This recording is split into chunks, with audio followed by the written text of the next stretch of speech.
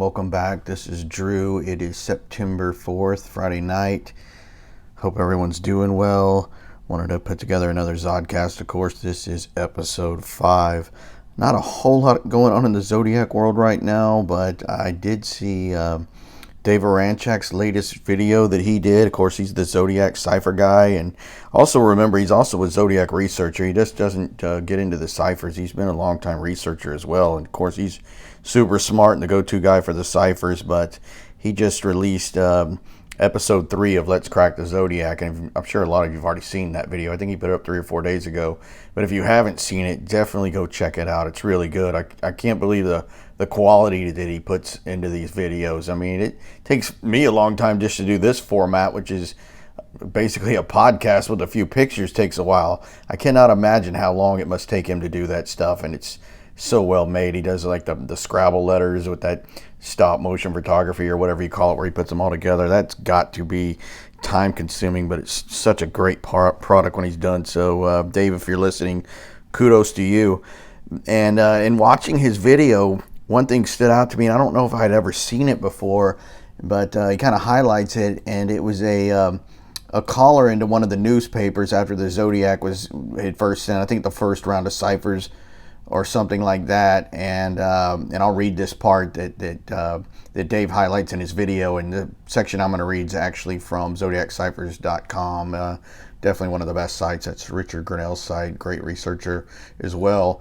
But reading from zodiacciphers.com, it says, an anonymous caller in San Francisco declared that whoever devised the code would have to have vast knowledge in 3 fields: surveying, nautical science, and marksmanship. And then it goes on to read how the caller could derive it that the triple murderer had vast knowledge of marksmanship from these attacks is hard to justify, not to mention nautical science and surveying. Was the Zodiac killer ringing the police and blowing his own trumpet? ? The murderer did ultimately commit his murders with varied weaponry and did eventually introduce a map and radiance into his communications. And remember, I know I'm a broken record on this, but I go to what Gareth Penn said, who's also a Zodiac suspect. The guy has a whole channel on that. He makes a lot of good points. I don't dismiss anybody else's life's work. I've heard from somebody else that has a Zodiac suspect that doesn't like this channel because I obviously have it wrong, that I don't agree with him. I mean, there's plenty of room for people that have single suspects, because those are the people that are going to find out the most about that suspect, and it could help somebody else figure out something with theirs or the ciphers or whatever. Like when I found that Paul Avery went to the same little college as Don Cheney. I mean, I know a lot of Zodiac researchers think that Paul Avery's the key, and he probably is. One lady asked me why, she thought that was a great discovery I made, and that she said she couldn't find Don Cheney in the Bakersfield College yearbook for that year, and she's correct. He's not in the yearbook. But thankfully, we have some articles from the Bakersfield, California, that list Don as a mid-year graduate from Bakersfield College. He finished in the fall semester of 1954. He started in the spring of 1953. I know he was there for sure. He may have started as early as the fall semester of 52. I'm not sure. Paul Avery was there in the fall of 52, and he was absolutely there in the spring of 1953, the same time as Don. But he didn't appear in the yearbook. I don't know why. Maybe because he was a mid-year graduate. But there is a article from the Bakersfield, California, that lists 19 different mid-year graduates, and Don is one of those. And this shows you it was a small college because there was only 19 mid-year graduates that received their arts degrees. There's also what I mentioned before in another video, where Don was in a class at Bakersfield College in 54 where they did a demonstration out at the Kern County Fair. So there's a lot backing that up. Also in his wedding announcement that came out in Bakersfield. So you're not going to claim you went to college there when you didn't in your hometown paper. So anyway, that's why he doesn't appear in the yearbook. I think probably because he was mid-year. But anyway, going back to the statement that Dave put in his video, and that anonymous caller, kind of sounds like Zodiac. He's bragging, but why would he say these strange things for his background: surveying, nautical science, and marksmanship? Some people try to make the debate that the Zodiac wasn't a good shot. Obviously, he didn't kill Mike Mageau. Mike Mageau survived the Blue Rock Springs attack. They showed he was shooting at Betty Lou Jensen as she was running, and I know they kind of talk about maybe he wasn't that great a shot because she got a pretty good distance away before she finally fell down and died from the gunshot wounds. Obviously, Faraday was killed there in the car. But it does sound like something Zodiac would do is make an anonymous call and brag. But maybe the Zodiac thought that he just wanted to brag that he did have some of these things in his background. So, Dave, if you make another video and knowing the ciphers as well as you do, if you're listening, I would like to see what you would think the Zodiac would have to have had in his background to be able to construct these ciphers. And I think I just mentioned Gareth Penn. Maybe I didn't finish the thought, but Gareth Penn did state that back then, and even probably now, that only 1 out of 100 people would have known what a radian was or even how to use it. And Gareth Penn being one of those. So he's in that 1 out of 100. So that's in his favor for a suspect. But Don Cheney would have absolutely known what a radian was as a pipe stress analyst and a mechanical engineer. So just to give a little more color on what I do know about Don, and this is only could come from somebody that really heavily focuses on a single suspect, because there's so many.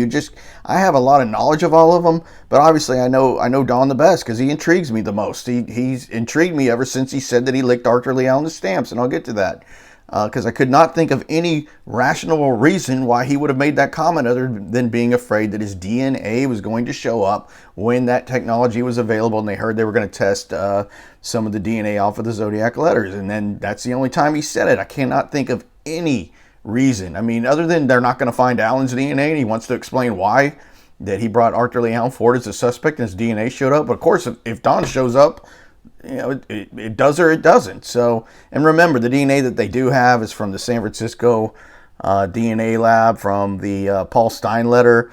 It came from the outside of the stamp, not under the stamp. It's 4 out of 9 markers. It's very weak. It's not the best. And the consensus is it was male DNA they found on there, and if that did lead back to a known suspect, well, sure, you probably got him. I mean, I would agree. Just fold up the tent right there. If that came from Ross Sullivan or Richard Gaikowski, fine. I mean, I would agree. Just close up the tent. We were all wrong. Whoever had Geiger the winner, go on to the next case. Seriously, but it's not good. That's why they haven't had anything done with it yet. Vallejo PD sent some of their letters away for testing for DNA. Don't have them back. Some people seem to think they might be doing a genealogy search on it like they did with the Golden State Killer. Of course, they had plenty of good DNA on him. He was a rapist. So it still took a while. So hopefully the Vallejo does. I hope that is the case, that they are got some DNA from their letters and are doing a genealogical search. I mean, that would be great, but no one really knows. I mean, maybe they didn't get a sample. They haven't said one way or the other. It came out 2 years ago saying they were getting this higher level testing done on some of their letters. So anyway, going back to the qualifications, I would love it if Dave, somebody that smart, would, in knowing the ciphers that well, would say, what do you think the guy would have to have as far as training or mathematics? And even with the bus bomb letter, he had to have had some knowledge of this stuff in his background or in his vocation, something, because it has to come through in what he did and what he sent. This could be one of the best clues there is. And going back to Don, we know Don Cheney was a mechanical engineer. He was also in the Air Force, and he went to flight training in Harlingen, Texas. And I have the exact itinerary of what they were trained when he went to Harlingen. This was the some of the layout of what they were taught at the Harlingen Air Force Cadet School. And it says electronics course. They were trained in electronics, which brings you to the bus bomb diagram. So this is what Don learned there in Harlingen. It says the electronics course requires instructors with a good bit of knowledge, and a good many of the instructors have degrees in electrical engineering. Colonel Thwaite himself is a graduate of Sacramento State College with a degree in education and personnel.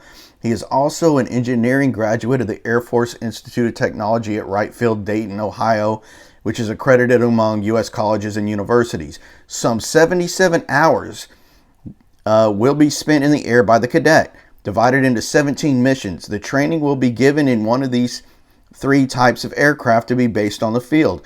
8 hours will be in air indoctrination, where he will become accustomed to flight.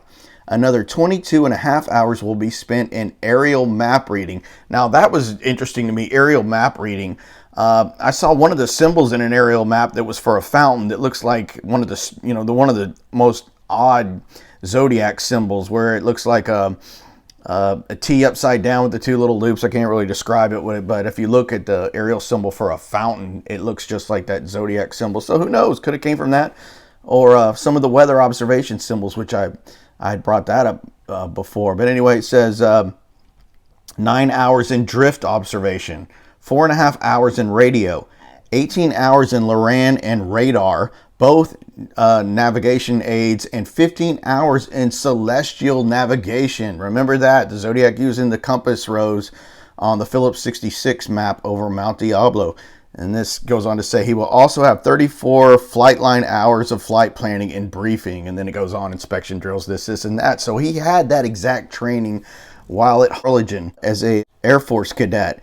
And then moving on, Don not only was trained as a mechanical engineer, but he also was highly adept at civil engineering, which is going to bring in somebody that probably could be adept at surveying. And I can read something that was written by his own son. I'm not going to read it verbatim for certain reasons, but this was written by Don's son about Don and some of the skills he had to a closed group that had nothing to do with the Zodiac Killer. Let me preface that. But he said that he was always fascinated by some of the projects his father could accomplish. He said they were most of a civil engineering, and they were more civil engineering in their nature. He said digging out the hillside in the front yard, building forms and pouring a sweeping concrete staircase with a planter box in the steps from the driveway to the upper yard. I mean, he's talking about these really big projects around the house, like digging into hillsides and stuff like that. He goes, he did all kinds of large and small projects. If the dryer was broken, he said, don't call a repairman, take it apart and we'll figure out what's wrong with it. I can tell you this about Don Cheney. He was not a lazy guy. He could definitely, whatever he wanted to do, especially something mechanical with his hands, he could do it. And his son talks about how much he loved to do terracing, which is building like different levels into landscaping that were flat. Basically looks like a staircase made out of the ground. So him being able to survey would probably be pretty much a certainty when you could read some of the skill sets that this guy had. And then going back to what David outlined in his video about the anonymous caller saying the Zodiac had nautical science background. Well, if you go to the beginning of this video, I show a picture of Don Cheney laying on a racing sailboat. He would often, in the 70s, team up with different sailboat racing teams, and he could navigate a racing sailboat, and he could work all different facets of that. I have absolute 100% proof of this. He was highly adept at sailing. So look at what he can do. Mechanical engineer, electronics background. He could sail. He could do terracing around his house. This guy had a lot of skills. He could draft because he was a mechanical engineer. Look at the skill sets this one man has. I mean, it's crazy. What better background to have when you're starting with somebody like that that's already on the map of the Zodiac, because he brought forth the number one suspect to this day in Arthur Lee Allen. Now, moving on from this, and I know that poor guy on Reddit is sick of hearing about the Cheney-Arthur Lee Allen combo team in the Zodiac killings. That's becoming probably one of the most talked about answers to the Zodiac crimes, but for good reason, because if you put the two together, it's the circumstantial evidence is mind-blowing. And what I think Arthur Lee Allen would bring to that set is just maybe a second letter writer, switching some of the writing up, and I think in addressing the letters themselves. And something that I really just thought about today was, as we know, Don, after the Lake Herman Road shootings from the Zodiac, which was December 20th, 1968, he he changed his story, which I talk about a lot, from that happening New Year's Day of 68 to 69. But anyway, he says he moved from the area pretty soon after that New Year's Day of 1969 and never spoke to Arthur Lee Allen again, which is really odd in itself, because this alleged molestation incident with his daughter happened way before. He said he had stayed friends with him after that, never called the police. We know all that. Water under the bridge. But anyway, Don moves to Pomona, California, and he's working for Fleur at the time. But anyway, strange thing about that was that Don was living in the Pomona area for 3 of the canonical crimes, which is one of the bigger weaknesses against him as a suspect. Well, we know he went on long big game hunting trips, so it wouldn't have been too hard for him to do the murders. And we know the Zodiac was a weekend and holiday killer. That's a fact. But a lot of the correspondence from the Zodiac was mailed during the week from in and around the Bay Area in San Francisco. So it would have to make a lot of sense if they were a tandem that Arthur Lee Allen certainly would have been your man to go drop these letters off at various points in San Francisco or around Vallejo or wherever some of the different Zodiac correspondence was sent from.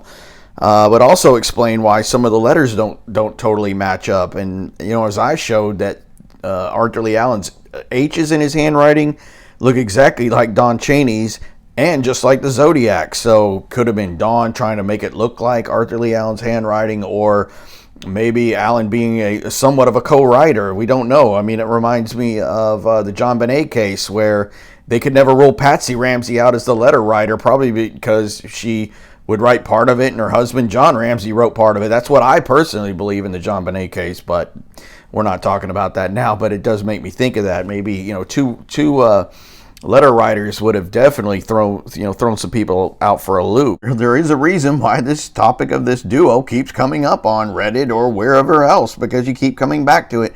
Look at some of these other suspects that we've had in the past with the Zodiac. I mean, they're really the flavor of the month, flavor of the year.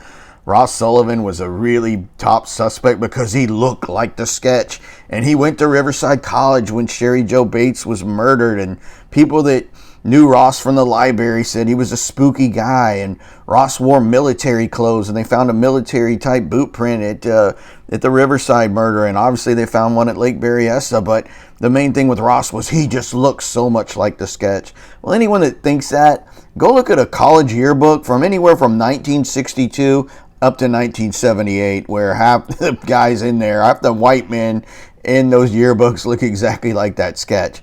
And of course, things that work against Ross Sullivan was no one can even put that guy in Vallejo. He moved to Santa Cruz when he moved up from Southern California. He was in Santa Cruz. It doesn't even appear that he ever even owned a vehicle. We know the Zodiac had a car. It's not, you're not going to walk to Lake Berryessa, and we know that there was a car at obviously Lake Herman Road and Blue Rock Springs. Well, we don't know if there was one at Lake Herman Road. We assume there was. He's not going to walk there either. So, Ross is a stretch. Plus, he's too big, of course. He was every bit of 300 pounds and 6'2". He's just too big. But it's strange. I mean, how these guys are popular for a while and they keep going away. Well, this tandem between Don and Lee, it never goes away. And it won't go away because it's the only thing that makes any real logical sense. And if you go back to the tie-ins with Avery and Don coming out of Bakersfield College when the Mikado was done, in the same year that both those guys were at that little school, you have 3 massive components of the Zodiac case in 1953, 4.5 hours away from the Bay Area in little Bakersfield, where it's not too little, but it's not San Francisco by any means. But you have those 3 elements going on at the same time. 2 principal players in the Zodiac killings being Don Cheney, who brought Arthur Lee Allen forward, Paul Avery, of course, the star reporter at the San Francisco Chronicle that reported on these crimes and was sent personal things from the Zodiac killer, and the Mikado happening all in 1953. It's staggering. And then when you add in all the stuff with Arthur Lee Allen, the Zodiac wristwatch, you got the car, you've got of course, that's Phil Tucker's car that he might have had access to. You've got Christmas with 2 S's. You've got Trigger Mech. You've got, it's overwhelming. You've got Don's background with mechanical engineering, being able to do civil engineering, his Air Force training, his hunting and outdoor knowledge. His own son called him a mountain man of sorts, is exactly how he quoted. Also, Don could sew and make leather items that were very well done. And I have a photo of one of those sheaths that he made for a hatchet in my book. He also made leather sheaths for knives. Makes you think of Lake Berryessa just a little bit. His nautical science knowledge, and by the way, that photo of Don on the boat, the photo after that is a photo of that same boat. A wider shot of that same boat. I think it was in a Budweiser ad, and it was from the Ohio sailing racing team from Ohio. I don't know the exact name of the team, but they were out of Ohio that he teamed up with to do these sailboat races. And would sail the Great Lakes and places like that. So this guy had a lot of skills, which is strange. He could never hold any job for a long time because it wasn't because he wasn't smart. I think he just had a problem with authority. I mean, I'm pure speculation on my part there, but highly intelligent guy with a lot of skill sets that I can prove. So just some stuff to think about, and I just thought about that by watching Dave's really great video. So definitely go check that out if you haven't already. And just going back to the topic of Reddit real quick with the Zodiac, somebody recently posted just a title to get a conversation started about who do you really think the Zodiac was and why, which is always a good kindling to starting a massive fire. But anyway, lots of people are on there still going back to Arthur Lee Allen. Why? Because that evidence is just so strong. Even on Reddit, where guys like Gankowski, Sullivan, Lawrence Kane were such big suspects up and down. They'll talk about a new one like Xenophon Anthony and keep going around. But everyone keeps coming back to Arthur Lee Allen. One guy said, yeah, I have to admit, he has the best evidence against him, but I'm pretty sure he couldn't have been at the Presidio because of the testimony from Officer Donald Falk. Well, Falk did say that the Zodiac was barrel-chested. Well, we know Don Cheney was barrel-chested, and he did see a photograph of Arthur Lee Allen, said that he was too heavy to be the man that he saw that night. So when you're talking about the tandem, all the pieces fit. But to end on a kind of a funny note, here's a thread I read on Reddit in the Zodiac forum, and it says this. This guy says, the consensus in the community has long been that they don't have enough evidence to generate a DNA profile. They might have recovered a small hair that may or may not be Z's, but they likely don't have the hair follicle root, which contains the vast majority of nuclear DNA. But keep in mind that even though 50 years have passed, law enforcement is still widely thought to have additional details and evidence that was never made public. So it's anyone's guess, really. We just don't know. And this person replies to that. He said, yeah, we keep hearing rumors that bodily fluids were somehow involved in sealing the envelopes. No idea if that is true. But if it is, it certainly changes things. But then why all the attention to finding DNA on stamps and hairs and Sherry Joe Bates' clothing? So maybe the body fluid is just a rumor. The response to that is another guy, and he says, I heard that as well. I wonder if they are keeping it under wraps because they are afraid the guy might make it harder to find him if they go public. Then it goes on to the next page. This person says, so there's still hope then, right? ? And that response to him goes, not really. Go on with your life.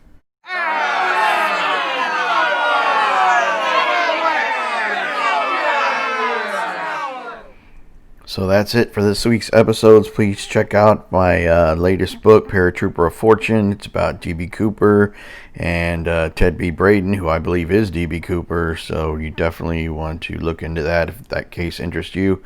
Also, of course, Sighting In on the Zodiac Killer. They're both available on Amazon. Thanks for listening. See you next week.